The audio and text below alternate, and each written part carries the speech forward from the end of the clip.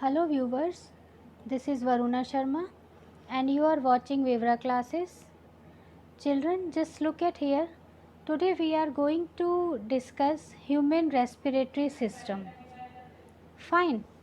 This human respiratory system is present in our body in thoracic cavity और in thorax region. बेटा अगर हम अपनी बॉडी को डिवाइड करते हैं तो हमारी बॉडी 4 पार्ट्स में डिवाइड होती है. First is head region, second one is neck region, third one is thorax region below neck, जो हम चेस्ट रीजन कॉमनली कह देते हैं, that is thorax region, and fourth one is abdomen region. Fine. तो जहाँ पर हमारे लंग्स हैं वो थॉरेक्स रीजन है और उस पूरे स्पेस को जहाँ पर लंग्स प्रेजेंट होते हैं उसको हम थोरैकिक कैविटी कहते हैं. फाइन. अब यहाँ पर आप डायग्राम में देख रहे हैं, डायग्राम के अकॉर्डिंग ये नेक रीजन आ गया है ना, और नेक रीजन के बाद ये शोल्डर के नीचे ये वाला जो पूरा पार्ट है ये पार्ट थॉरेक्स रीजन है. ये जो डायफ्राम है ये मार्जिन है, ये एक मस्कुलर स्ट्रक्चर होता है और ये जो मस्कुलर स्ट्रक्चर है डायफ्राम, इसके नीचे का जो पार्ट होगा वो पार्ट होगा एब्डोमेन रीजन. एब्डोमेन रीजन में बेसिकली डाइजेस्टिव सिस्टम प्रेजेंट है और हमारा जो रेस्पिरेटरी सिस्टम है ये थॉरेक्स रीजन में है. और जैसे मैंने अभी बताया थॉरेक्स रीजन में जो अंदर पूरा स्पेस होता है उसको थोरैकिक कैविटी कहते हैं, तो थोरैकिक कैविटी में प्रेजेंट है. फाइन. अब देखिए जो रेस्पिरेटरी सिस्टम है वो स्टार्ट तो हो जाता है नेक रीजन से ही, यानी माउथ से ही स्टार्ट हो जाएगा, हेड से, और उसके बाद स्पेसिफिकली जो नेक रीजन है, नेक रीजन में यहाँ पर आप देखिए फैरिंग्स जो है आकर ओपन होगा. यहाँ पर देखिए फैरिंग्स जो है लैरिंग्स के साथ साथ ये आगे चल के कंटिन्यू होगा, ओपन होगा एक ट्यूब ट्रैकिया में. अब हमारा जो फैरिंग्स रीजन है, फैरिंग्स रीजन अगर हम लें तो फैरिंग्स रीजन एक कॉमन पैसेज होता है फूड के लिए भी और एयर के लिए भी. जो फैरिंग्स रीजन है वहाँ पर एयर के लिए जो पाइप है दैट इज़ ग्लॉटिस, और ग्लॉटिस के ऊपर एक कार्टिलेजिनस फ्लैप प्रेजेंट होता है या ढक्कन कह सकते हैं. तो कार्टिलेजिनस फ्लैप प्रेजेंट होता है दैट इज़ एपिग्लॉटिस. इस एपिग्लॉटिस का काम क्या है कि जब हमें कोई भी सब्सटेंस सटकना होगा, यानी अगर हम खाना खा रहे हैं या सलाइवा सटकना है या पानी पी रहे हैं तो वो सटकना होगा, तो उस वक्त क्या होता है ये एपिग्लॉटिस इस फूड जो ये लैरिंग्स पार्ट है, जो विंड पाइप है, इसमें इसको कवर कर देता है, यानी ग्लॉटिस को, जो ग्लॉटिस एयर पाइप है उसको बंद कर देता है. और बंद करने से इसके जस्ट पीछे, ये वेंट्रल साइड पर प्रेजेंट है, इसके जस्ट पीछे प्रेजेंट होता है फूड पाइप. तो ऊपर से मटेरियल चला जाता है कहाँ, फूड पाइप में. फाइन. तो यहाँ पर जो अब हम देख रहे हैं वो क्या है, एपिग्लॉटिस, जिसका काम है ग्लॉटिस को कवर करना. और ग्लॉटिस जो है वो एयर पाइप फैरिंग्स रीजन में जहाँ से एयर पाइप स्टार्ट होगा लीड करना, दैट इज़ ग्लॉटिस रीजन. और ये नेक में देखिए नेक रीजन में प्रेजेंट है. इसके बाद जो एपिग्लॉटिस है इसके जस्ट नीचे आप ये देख रहे हैं ये स्ट्रक्चर, दिस इज़ लैरिंग्स. और ये जो लैरिंग्स है ये भी कार्टिलेजिनस बॉक्स है. This cartilaginous box is also known as voice box और साउंड बॉक्स. इस लैरिंग्स रीजन में 2 कॉर्ड्स होते हैं, वोकल कॉर्ड्स, और उनमें वाइब्रेशंस से हमारी अंदर जो है साउंड प्रोड्यूस होती है. जो हमारी साउंड आती है वो साउंड इस लैरिंग्स रीजन में 2 वोकल कॉर्ड्स में वाइब्रेशन होने की वजह से आती है. Therefore this larynx region is known as voice box और साउंड बॉक्स. फाइन. नेक्स्ट देखिए, below the larynx this air tube leads into a long tube, और ये जो लॉन्ग ट्यूब है ये लगभग हमारी मिड थोरैकिक कैविटी तक आएगी. और मिड थोरैकिक कैविटी तक, या फिर हम ऐसे भी मान सकते हैं कि अगर हम पीछे से डॉर्सल साइड से वर्टिब्रल कॉलम देखें तो 5th वर्टिब्रल कॉलम पर आएगी। और ये जो एयर ट्यूब है इसके ऊपर आप देख रहे हैं ये रिंग लाइक स्ट्रक्चर्स हैं। These ring like structures are known as cartilaginous. ये जो है सी शेप्ड कार्टिलेजिनस स्ट्रक्चर्स होते हैं।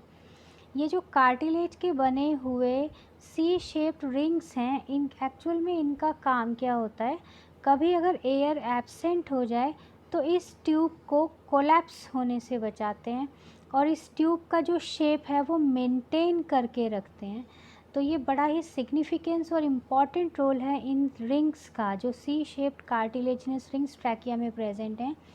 इनका काम है एयर की एब्सेंस में जो वॉल है, ट्रैकियल वॉल, उसको कोलैप्स होने से बचा रहे हैं। फाइन, नेक्स्ट अब आगे आइए तो देखिए यहाँ पर ये जो ट्रैकिया है ये आगे चल के 2 पार्ट्स में डिवाइड है। ये जो 2 पार्ट्स हैं इसको हम कहते हैं ब्रोंकस, यानी trachea divides into 2 bronchi. Bronchus is a singular term and bronchi is plural term. So this trachea divides into left and right bronchi. ये देखिए ये ब्रोंकाई आगे चल के फिर डिवाइड हो रहे हैं। जो फर्स्ट डिवीज़न होगा वो आगे चल के ब्रोंकियोल्स में डिवाइड होते हैं। तो जो फर्स्ट डिवीज़न होगा प्राइमरी ब्रोंकियोल, फिर वो प्राइमरी ब्रोंकियोल फिर आगे डिवाइड होंगे, जैसे ये डिवाइड हो गया प्राइमरी, तो और फिर ये आगे फिर से डिवाइड हो गया सेकेंडरी ये फिर से डिवाइड हो गया टर्शरी ये फिर से डिवाइड हो गया क्वार्टरनरी। यानी सबसे पहले ट्रैकिया डिवाइड हुआ ब्रोंकाई में and then bronchi divides into primary, secondary, tertiary, quaternary bronchioles. Fine. And at the end of bronchioles there are balloon shaped structures, and these balloon shaped structures are known as alveoli. Actual में जो हवा जाके हमारे lungs में भरती है वो इन alveoli में भरती है, और जो गैसियस एक्सचेंज होती है ब्लड के साथ वो भी ये एल्वेलाई की सरफेस पर ही होती है। फाइन, अब देखते हैं हम कि हमारी जो ये थोरैकिक कैविटी है या थोरैक्स रीजन है इसमें 1 पेयर ऑफ लंग्स प्रेजेंट हैं। एक है राइट लंग और दूसरा है लेफ़्ट लंग। जो ये लेफ़्ट लंग है ये देखिए लेफ़्ट है और ये राइट है। जो लेफ़्ट लंग है आप देखिए इसमें थोड़ा सा ये कर्व आ रहा है, एक डिप्रेशन डेवलप हो रहा है। एक्चुअली में इन दोनों के बीच में हार्ट प्रेजेंट है और हार्ट क्योंकि लेफ़्ट साइड को टिल्टेड होता है, इस टिल्ट्रेशन की वजह से ही जो है ये जो लेफ़्ट लंग है इसमें ये कर्व डेवलप हो जाता है, थोड़ा ये अंदर की तरफ पुश हो जाता है। इसकी वजह से लेफ़्ट लंग का जो वॉल्यूम है थोड़ा सा कम होता है in comparison to right lung. अगर हम लंग्स के चारों तरफ स्ट्रक्चर्स की बात करें तो देखिए ये भी बड़ा ही इंटरेस्टिंग है जानने में। आप देख सकते हैं कि नीचे की साइड से तो लंग्स जो हैं इस मस्कुलर स्ट्रक्चर और मस्कुलर मेम्ब्रेनस स्ट्रक्चर डायफ्राम के ऊपर प्रेजेंट है, सपोर्ट भी मिल रहा है इनको। ठीक है, साइड में ये देखिए रिब्स केज, ये रिब केज है, ये जो गोले गोले से आप देख रहे हैं ये क्या है, ये रिब्स हैं। ये रिब्स इस तरीके से आगे आकर पूरा रिब केज बना लेंगे। तो साइड से जो है ये रिब्स से कवर्ड होता है। आगे की साइड से वेंट्रल साइड से जो रिब्स आके एक यहाँ पर जो है स्ट्रक्चर प्रेजेंट होता है, उस प्लेट में ब्रॉड स्ट्रक्चर पर आकर अटैच्ड होते हैं जिसको स्टर्नम कहते हैं। तो आगे की साइड से रिब्स जो हैं स्टर्नम पर क्योंकि अटैच्ड हैं तो आगे की साइड से स्टर्नम प्रोटेक्शन प्रोवाइड करता है इन लंग्स को।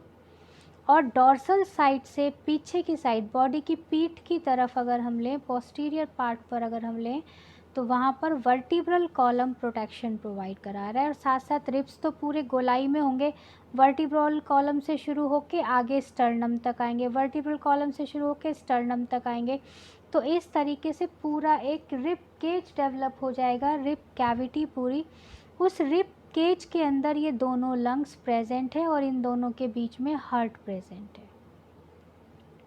ये जो लंग्स हैं, लंग्स में आप देखिए, लंग्स चारों तरफ से जिस मेम्ब्रेन से कवर्ड हैं, that membrane is known as pleural membrane. Fine. And in between the pleural membrane, ये देखिए डबल मेम्ब्रेन है, ये डबल मेम्ब्रेन है, and in between the pleural membrane a fluid is present, that is pleural fluid. And इस pleural fluid का काम ये होता है कि ये फ्रिक्शन को रिड्यूस कर देती है। अगर कोई शॉक वगैरह लगते हैं, कोई झटका लगता है, तो उसको एब्जॉर्ब कर लेते हैं, and this pleural fluid reduces friction on the lung surface. Clear? ये आज हमने डिस्कस किया है डायग्राम ऑफ रेस्पिरेटरी सिस्टम और ह्यूमन रेस्पिरेटरी सिस्टम। फिर से एक बार देखें, ह्यूमन रेस्पिरेटरी सिस्टम में आप देख रहे हैं सबसे ऊपर एपिग्लॉटिस है, एपिग्लॉटिस के बाद जो है लैरिंग्स है, दोनों कार्टिलेज के बने हुए हैं। Epiglottis is the cartilaginous covering on the glottis, and then larynx region, it is the voice box or sound box. Two vocal cords are present in this larynx, and in due to the vibration in vocal cords, larynx produce sound. एक और बात अभी मुझे ध्यान आ गई है कि birds में लैरिंग्स की जगह सैरिंग्स प्रेजेंट होता है। ये बाकी तो सब में हम लैरिंग्स पढ़ते हैं, बट बर्ड्स में हम सैरिंग्स पढ़ते हैं इसको। फाइन, वहाँ पे सैरिंग्स प्रेजेंट है। After that a long tube is present, that is trachea, this is air tube, and air tube is covered by C shaped cartilaginous rings which prevents collapsing in the wall of trachea, और साथ साथ इसकी shape भी maintain करके रखती हैं। और around 5th vertebra पे लगभग आकर ये जो ट्रैकिया है डिवाइड हो रहा है 2 ब्रोंकस में। Bronchus is plural term and bronchi is the bronchus is the singular term and bronchi is the plural term. And then this bronchus, single bronchus, divides into primary, secondary, tertiary and quaternary bronchioles, and at the tip of bronchioles some air balloons or air sac like structures are present, and these balloon like structures are known as alveoli. Actual में ये air bags हैं जो अंदर जाकर lungs में जाकर जो air फूल मतलब भर जाती है, जिसकी वजह से लंग्स भर जाते हैं, पूरे फूल जाते हैं, वो एल्वेलाई ही हैं। और लंग्स जो हैं चारों तरफ से एक मेम्ब्रेन से कवर्ड हैं, that is pleural membrane, and in between the pleural membrane a fluid is present, that is plural fluid, and pleural fluid absorbs the friction, fine, shocks and injuries and all these things. In between the two lungs, heart is present. Because heart is tilted towards the left side, so the volume of left lung is less than the volume of right lung. और यहाँ पर आप देखिए नीचे की side से lungs को support कर रहा है डायफ्राम, फिर साइड से सपोर्ट करेंगे ये रिब केज के रिब एंड्स जो बने हुए हैं, तो ये जो है कट एंड ऑफ रिब है, तो रिब पूरा रिब केज यानी साइड से रिब इसको सपोर्ट देंगे, आगे की साइड से स्टर्नम जहाँ पर रिब्स जो हैं आकर जुड़ेंगे, और पीछे की साइड्स रिब्स जुड़े होंगे वर्टिब्रल कॉलम से, तो पीछे से सपोर्ट करेगा यानी बैक साइड से सपोर्ट करेगा वर्टिब्रल कॉलम। और ये जो पूरा का पूरा रेस्पिरेटरी सिस्टम है ये हमारी बॉडी में प्रेजेंट है थोरैकिक रीजन में और थोरैकिक कैविटी में। Fine, this was all about the diagrammatic study of human respiratory system. I hope आज आपको समझ में आ गया होगा कि हमारी बॉडी में रेस्पिरेटरी सिस्टम की पोजीशन क्या है और कौन कौन से ऑर्गन्स इस सिस्टम से एसोसिएटेड हैं। फिर भी अगर कोई क्वेरी है तो आप कमेंट बॉक्स में लिख दें, साथ साथ चैनल को सब्सक्राइब करना ना भूलें, लाइक शेयर कमेंट भी दें। Thank you.